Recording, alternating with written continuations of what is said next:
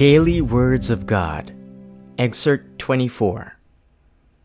God creates Eve. Genesis chapter 2, verse 18 through 20.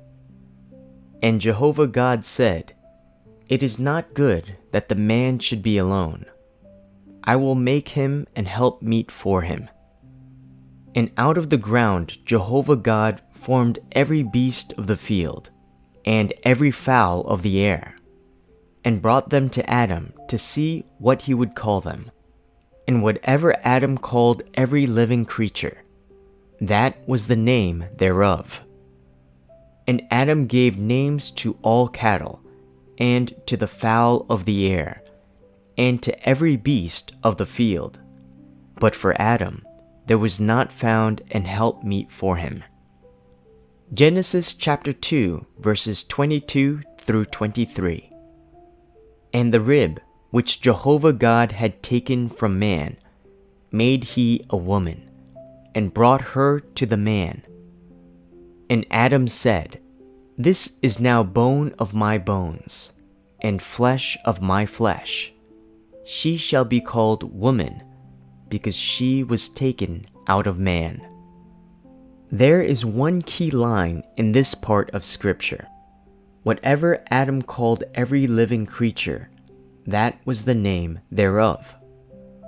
So who gave all living creatures their names? It was Adam, not God. This line tells mankind a fact. God gave man intelligence when he created him. That is to say, man's intelligence came from God. This is a certainty. But why? After God created Adam, did Adam go to school?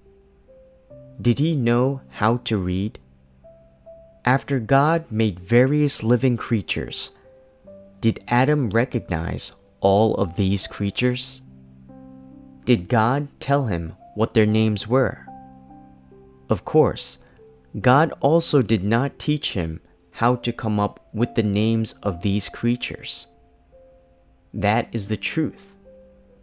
How then did Adam know how to give these living creatures their names, and what kind of names to give them? This is related to the question of what God added to Adam when he created him. The facts prove that when God created man, he added his intelligence to him. This is a key point, so listen carefully. There is also another key point that you should understand. After Adam gave these living creatures their names, these names became set in God's vocabulary. Why do I mention this? Because this also involves God's disposition, and this is a point I must expound on further. God created man, breathed life into him, and also gave him some of his intelligence, his abilities, and what he has and is. After God gave man all of these things, man was able to do some things independently and think on his own. If what man comes up with and does is good in the eyes of God, then God accepts it and does not interfere. If what man does is right, God will let it stand. So, what does the phrase, "Whatever Adam called every living creature, that was the name thereof," indicate?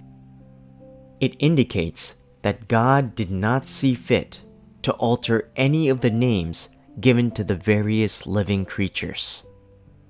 Whatever name Adam called a creature, God would say, "So it is," affirming the creature's name. Did God express any opinion on the matter? No, he certainly did not. So, what do you gather from this?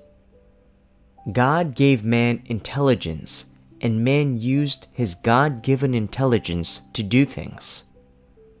If what man does is positive in the eyes of God, then it is affirmed, acknowledged, and accepted by God without any judgment or criticism.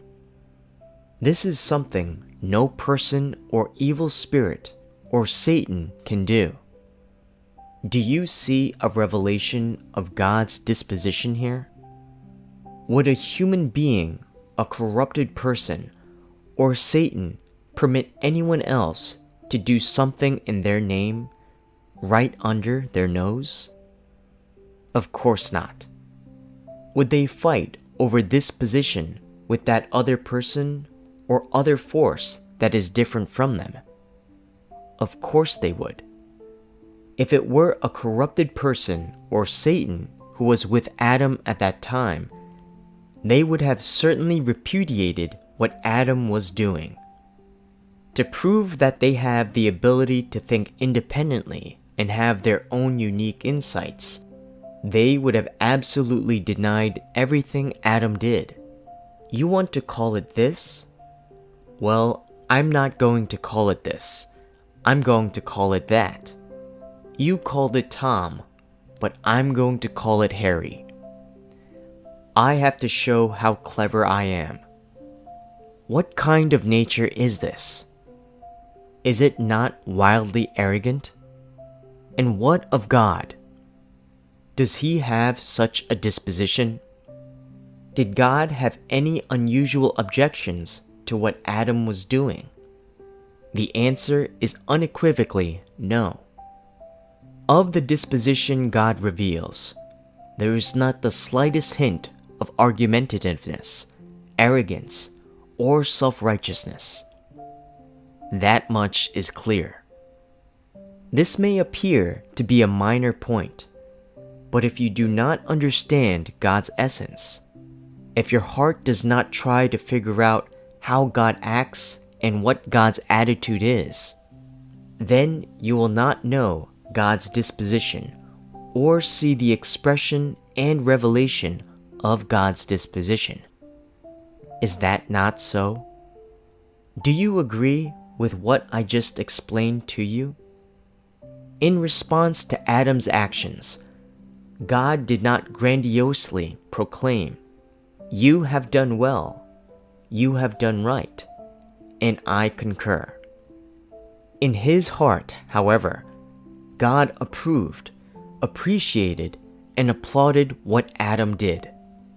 This was the first thing since creation that man had done for God at his instruction. It was something man did in God's stead on God's behalf.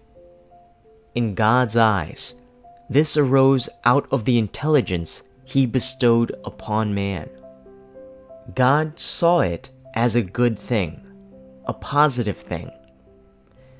What Adam did at that time was the first manifestation of God's intelligence in man.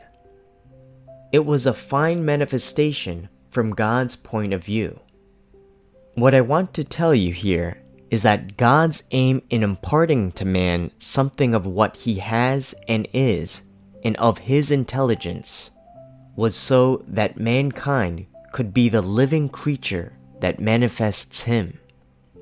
For such a living creature to act on his behalf was precisely what God had been longing to see. Excerpted from God's work, God's disposition, and God himself one, and the Word appears in the flesh. Thank you for watching. If you like our video, please feel free to give this a like and subscribe to our channel. Hope to see you next time. Bye-bye.